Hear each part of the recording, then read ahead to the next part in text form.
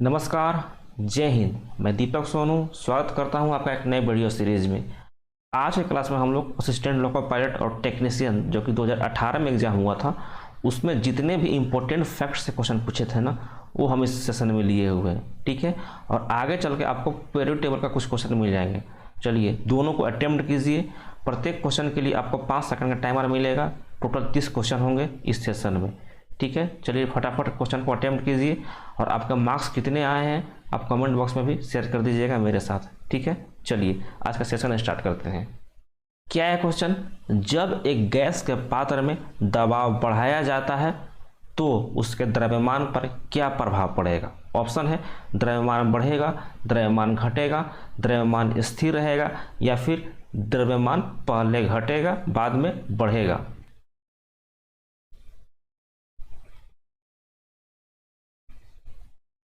Option number सी द्रव्यमान स्थिर रहेगा, क्योंकि प्रेशर का मास पे यानी द्रव्यमान पे कोई इफेक्ट नहीं होता है, ठीक है। चलिए नेक्स्ट सवाल क्या है? पानी से भरे एक बर्तन में बर्फ का टुकड़ा तैर रहा है।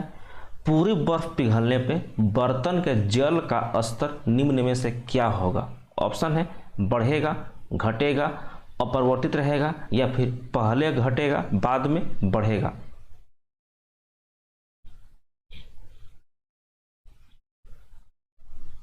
ऑप्शन नंबर सी अपरिवर्तित रहेगा, क्योंकि आर्किमिडीज प्रिंसिपल के अनुसार बर्फ का टुकड़ा पानी को उतना ही रिप्लेस करेगा जितना बर्फ का टुकड़े का वॉल्यूम होगा, उसका जितना आयतन होगा।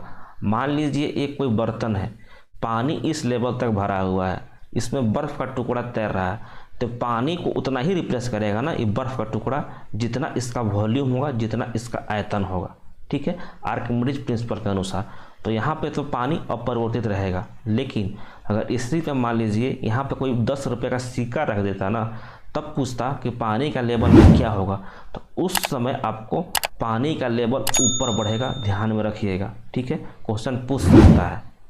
ऐसे क्वेश्चनों को हम कुछ दिनों के बाद यूट्यूब पे ही डिटेल में करेंगे, ठीक है। चलिए हम आगे चलते हैं। नेक्स्ट सवाल क्या है? एक लड़की झूला झूल रही है, उसके पास एक अन्य लड़की आकर बैठ जाती है, तो झूले का आवर्तकाल निम्न में से क्या होगा?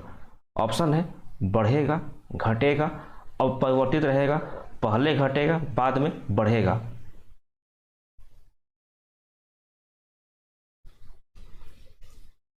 ऑप्शन नंबर सी अपरिवर्तित रहेगा, ध्यान में रखिएगा। जो आवर्तकाल का फॉर्मूला क्या होता है? T equal to 2 pi under root L upon G होता है। 2 पाई तो कांस्टेंट होता है, जी का वैल्यू भी कांस्टेंट होता है। पृथ्वी के सरफेस पे जी का वैल्यू 9.8 होता है, ठीक है। तो टी यहाँ पे डायरेक्टली प्रोपोर्शन होता है अंडर रूट एल का। टी डायरेक्टली प्रोपोर्शन होता है अंडर रूट एल का। जितना यहाँ पे लेंथ रस्सी का बढ़ेगा ना उतना ही आपका आवर्तकाल बढ़ता है, ध्यान में रखना है आपको। यहाँ पे क्वेश्चन में क्या दिया था? एक लड़की झूला झूल रही थी, उसके बगल में एक अन्य लड़की आकर बैठ जाती है। इसका मतलब क्या है? लड़की दोनों का वेट, दोनों का भार बढ़ जाता है। तो क्या आपका आवर्तकाल भार पर डिपेंड करता है क्या? नहीं करता है। कहीं भी देख लीजिए भार पर डिपेंड नहीं करता है। तो हम बोल सकते हैं कि आवर्तकाल चेंज नहीं होगा, अपरिवर्तित रहेगा। अगर इसी क्वेश्चन में आपसे पूछ लेता एक लड़की झूला झूल रही है और मान लीजिए कि वो झूलते झूलते वो खड़ी हो जाती है, रस्सी पे खड़ी हो जाती है, तो उस समय बताइए आवर्तकाल क्या होगा? बढ़ेगा, घटेगा, अपरिवर्तित रहेगा या फिर पहले घटेगा बाद में बढ़ेगा? तो उस टाइम में आवर्तकाल आपका बढ़ेगा, ध्यान में रखिएगा। ऐसे क्वेश्चन हम डिटेल में करेंगे आने वाले दिन में, ठीक है। सवाल क्या है? भूमध्य रेखा से ध्रुव की ओर जाने पे गुरुत्वीय त्वरण का मान निम्न में से क्या होता है? ऑप्शन है बढ़ेगा, घटेगा, अपरिवर्तित रहेगा, पहले घटेगा बाद में बढ़ेगा।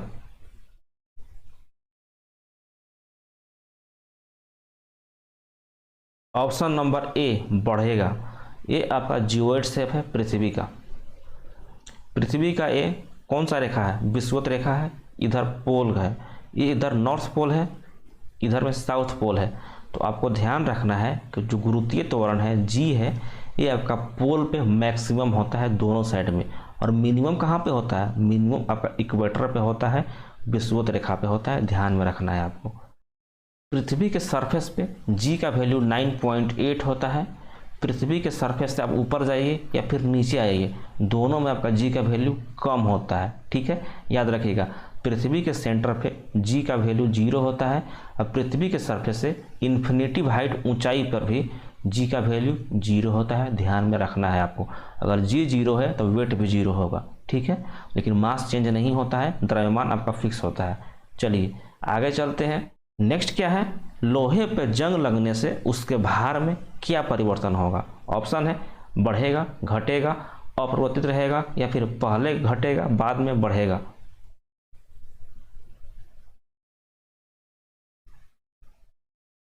ऑप्शन नंबर ए बढ़ेगा। ध्यान में रखना है, लोहे पर जंग लगना रासायनिक परिवर्तन होता है। लोहे पर जंग लगने के बाद फेरिक ऑक्साइड का एक परत चढ़ जाता है, Fe2O3 का एक परत चढ़ जाता है। इसको हटाने के लिए हम या फिर इससे बचाव के लिए हम क्या करते हैं, गैल्वेनाइजेशन कर देते हैं। और गैल्वेनाइजेशन में लोहे पे क्या चढ़ाते हैं, जिंक का परत चढ़ाते हैं। चलिए आगे चलते हैं। नेक्स्ट क्या है, झरने में जब जल ऊंचाई से गिरता है तो इसके टेम्परेचर में क्या इफेक्ट पहुंचता है। ऑप्शन है बढ़ेगा, घटेगा, अपरिवर्तित रहेगा, पहले घटेगा बाद में बढ़ेगा।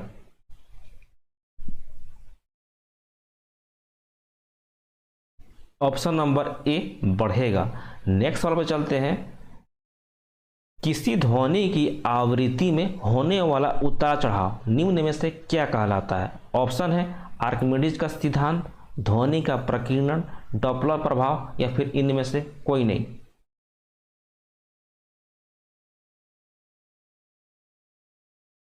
ऑप्शन नंबर बी कोपरनिकस ने बताया था कि पृथ्वी तथा अन्य ग्रह सूर्य का चक्कर लगाते हैं। और ग्रहों का गति किसने बताया था, केपलर ने बताया था। डॉपलर इफेक्ट आपको बता चुके हैं हम, पिछले क्वेश्चन में आपको हम बताना भूल गए।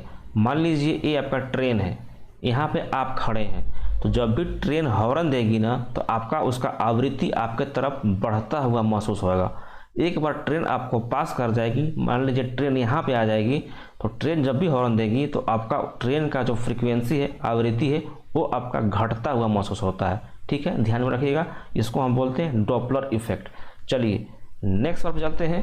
पृथ्वी का आयु ज्ञात करने के लिए निम्नलिखित में से किसका प्रयोग किया जाता है। ऑप्शन है carbon dating, uranium dating, radium dating या फिर इनमें से कोई नहीं।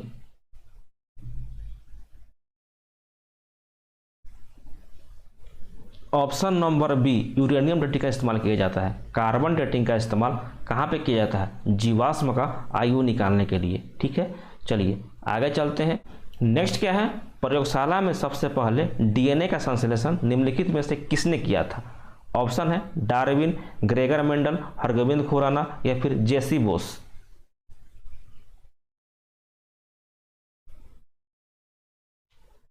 Option number C Hargobind Khorana को। डार्विन आपका विकास का सिद्धांत दिए थे और आपका ग्रेगर मेंडल ये आपका आनुवंशिकता के जनक थे। और जेसी बोस इन्होंने क्या बताया था, क्रेस्कोग्राफ बनाया था जो कि पेड़ पौधों की लंबाई को मापता है। ठीक है, चलिए नेक्स्ट सवाल क्या है, डीएनए का डबल हेलिक्स मॉडल निम्नलिखित में से किसने दिया था। ऑप्शन है ग्रेगर जॉन मेंडल, वाटसन एवं क्रिक, विलियम हार्वे या फिर Karl Landsteiner.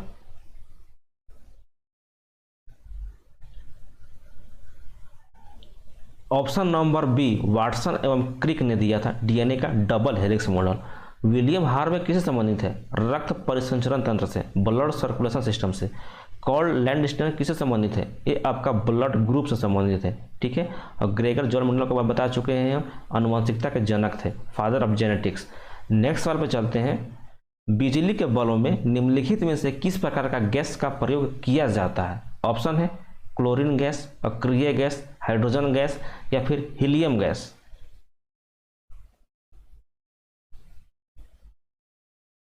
Option number B अक्रिय गैस का इस्तेमाल किया जाता है। अक्रिय गैस कौन सा है, आपका पीरियोडिक टेबल में 18वां ग्रुप है। कौन कौन सा है, helium, neon, argon, krypton, xenon और रेडॉन है। इसमें से आपका आर्गन का और आपका नियोन का इस्तेमाल किया जाता है विद्युत बल्ब में, ध्यान में रखना है आपको। ठीक है, चलिए आगे चलते हैं। ध्वनि का वेग किसमें सबसे ज़्यादा होगा। ऑप्शन है ठोस, द्रव, गैस या फिर निर्वात में।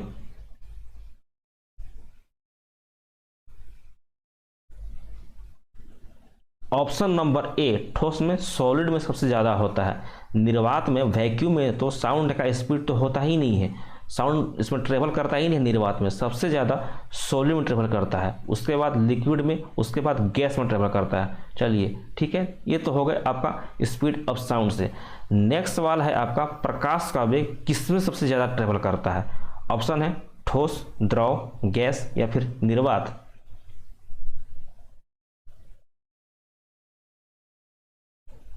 निर्वात में सबसे ज़्यादा ट्रेवल करता है, वैक्यूम में, ठीक है। और प्रकाश का वेग वैक्यूम में कितना होता है? 3 × 10⁸ मीटर पर सेकेंड होता है। सबसे पहले प्रकाश का वेग को किसने मेजर किया था? रोमर भाई साहब ने मेजर किया था, ध्यान में रखना है। चलिए नेक्स्ट सवाल क्या है, पानी में चीनी का घोलना किस प्रकार का परिवर्तन का उदाहरण है? ऑप्शन है भौतिक परिवर्तन, रासायनिक परिवर्तन, भौतिक एवं रासायनिक परिवर्तन दोनों, या फिर इनमें से कोई नहीं।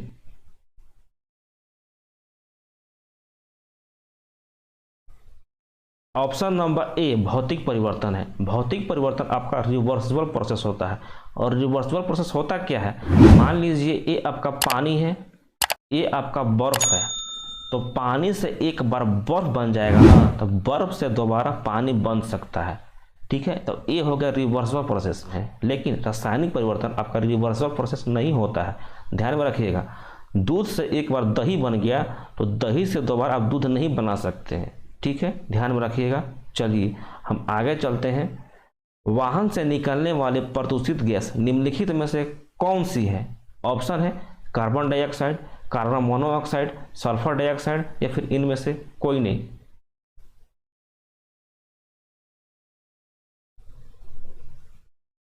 Option number C, carbon monoxide. Next सवाल पर चलते हैं।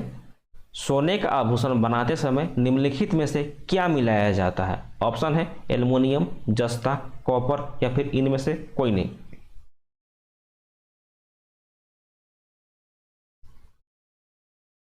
ऑप्शन नंबर सी, कॉपर मिलाया जाता है। शुद्ध सोना बहुत ही सॉफ्ट होता है, ठीक है, उसको आभूषण बनाते समय उसमें कॉपर मिला देते हैं। चलिए नेक्स्ट सवाल क्या है, निम्नलिखित में से किस विटामिन के जलीय विलयन का रंग गुलाबी होता है? ऑप्शन है vitamin B12, vitamin K, vitamin C, vitamin E.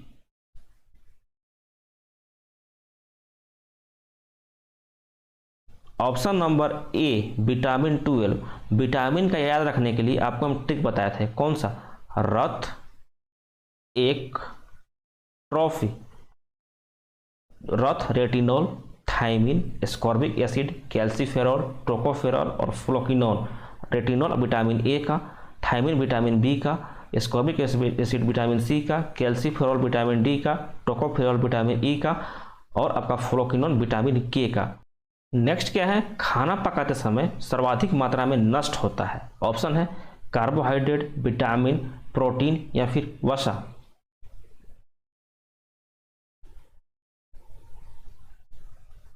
Option number B, vitamin सबसे ज़्यादा ह्रास होता है। नेक्स्ट क्वेश्चन है, धातु के तार में विद्युत धारा प्रवाह निम्नलिखित में से किसके कारण होता है? ऑप्शन है प्रोटॉन, इलेक्ट्रॉन, न्यूट्रॉन, या फिर इनमें से कोई नहीं।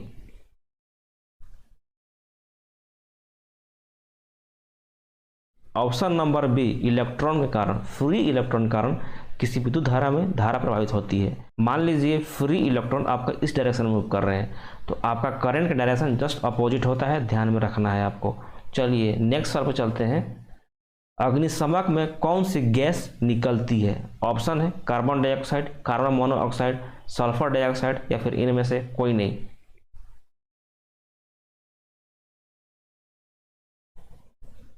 ऑप्शन नंबर ए, कार्बन डाइऑक्साइड निकालता है। चलिए नेक्स्ट सवाल पर चलते हैं।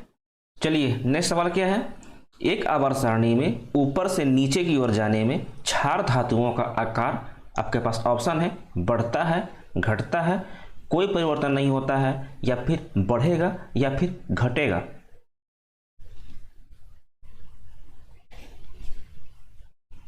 ऑप्शन नंबर ए, बढ़ेगा। क्षार धातु कौन से होते हैं? पहले ग्रुप में जितने भी एलिमेंट होते हैं ना आधुनिक आवर्त सारणी के, उसको हम क्षार धातु बोलते हैं, एल्कली अर्थ मेटल बोलते हैं।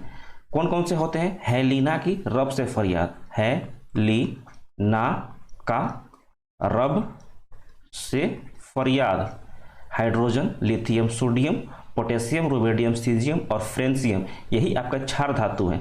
तो जब आप ऊपर से नीचे आओगे ना तो आपका परमाणु का आकार बढ़ता है, ध्यान में रखिएगा। मतलब आपका ग्रुप में नीचे आने पे परमाणु का आकार बढ़ता है, साइज बढ़ता है। अगर वही आप पीरियड में जाओगे ना, आवर्त में, लेफ्ट से दाहिने बगल, तो आपका साइज घटता है, ध्यान में रखिएगा। चलिए नेक्स्ट सवाल क्या है, निम्नलिखित में से किसने खोजा कि प्रत्येक 8वां तत्व का गुण पहले तत्व के गुण के समान होते हैं? ऑप्शन है मोजले, मेंडलीफ, न्यूलैंड या फिर डोबेराइनर।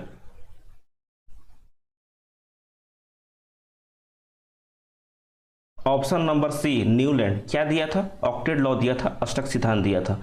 मोजले भाई साहब का परमाणु क्रमांक पर डिपेंड था इनका आधुनिक आवर्त सारणी। मेंडलीव भाई साहब का परमाणु भार पर डिपेंड था, ठीक है। और डोबेराइनर ने क्या दिया था? त्रिक सिद्धांत दिया था, ट्रायोड लॉ दिया था। चलिए नेक्स्ट सवाल पर चलते हैं। नेक्स्ट क्या है, न्यूलैंड के अष्टक नियम के अनुसार प्रकृति में कितने तत्व मौजूद हैं ऑक्टेट नियम के अनुसार? ऑप्शन है 56, 63, 66 या फिर 76।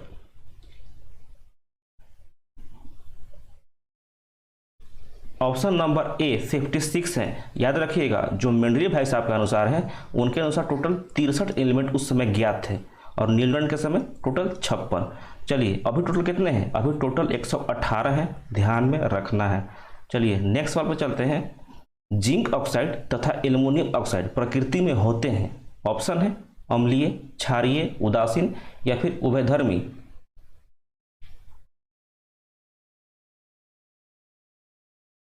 ऑप्शन नंबर डी उभयधर्मी होते हैं। जिंक ऑक्साइड ZnO और एल्युमिनियम ऑक्साइड Al2O3, ठीक है। चलिए नेक्स्ट सवाल क्या है, समूह के 18वें तत्व को कहा जाता है? ऑप्शन है क्षारीय धातु, क्षारीय भू धातु, हैलोजन या फिर अक्रिय गैस।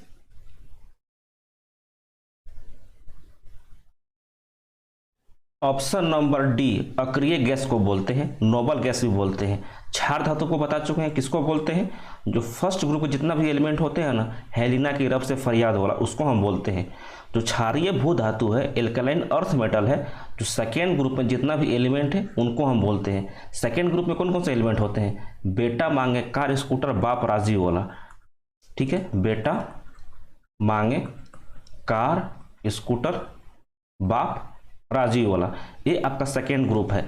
जो हैलोजन समूह है ना, 17वां ग्रुप को बोलते हैं, याद रखिएगा। फ्लोरीन, क्लोरीन, ब्रोमीन, आयोडीन और एस्टेटिन वाला। और आपका अक्रिय गैस है, ये आपका 18वां समूह है। 18वां समूह में कौन कौन से एलिमेंट आते हैं? हीलियम, नियॉन, आर्गन, क्रिप्टन, ये आर्गन है, क्रिप्टन, जेनॉन और रेडॉन, ठीक है, ध्यान में रखिएगा।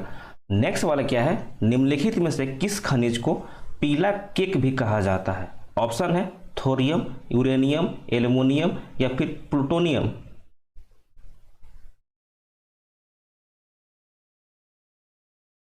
ऑप्शन नंबर बी यूरेनियम को बोलते हैं। यूरेनियम का एटॉमिक नंबर कितना होता है? 92 होता है। थोरियम का एटॉमिक नंबर कितना होता है? 90 होता है। एल्युमिनियम का 13, प्लूटोनियम का 94। प्लूटोनियम का सिंबल क्या होता है? Pu होता है, ध्यान में रखिएगा। यूरेनियम का Al होता है और यूरेनियम का U होता है, थोरियम का Th होता है, ठीक है। जो आपका प्लूटोनियम, यूरेनियम और थोरियम तीनों का तीनों आपका एक ब्लॉक का एलिमेंट है, ध्यान में रखिएगा। और एल्युमिनियम कौन सा ब्लॉक का एलिमेंट होता है, ये आपको कमेंट बॉक्स में टपकाना है, ठीक है। चलिए नेक्स्ट क्या है, और आज का लास्ट सवाल, निम्नलिखित में से कौन सा विकल्प अक्रिय गैस नहीं है? ऑप्शन है क्रिप्टन, आर्गन, नियॉन या फिर iodine.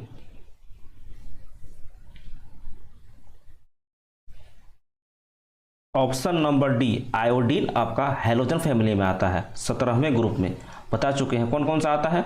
Fluorine, chlorine, bromine, iodine और एस्टेटिन, ये आपका हैलोजन फैमिली है, 17वां ग्रुप का एलिमेंट है। 18वें का पूछा है अक्रिय गैस के बारे में, तो उसमें आपको helium, neon, argon, krypton, xenon, radon आते हैं, तीनों के तीनों आते हैं, आयोडीन नहीं आता है, ठीक है। चलिए आज ये क्लास आपको कैसा लगा कमेंट बॉक्स में टपका दीजिएगा।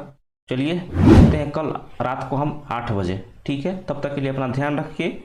जय हिंद, जय भारत।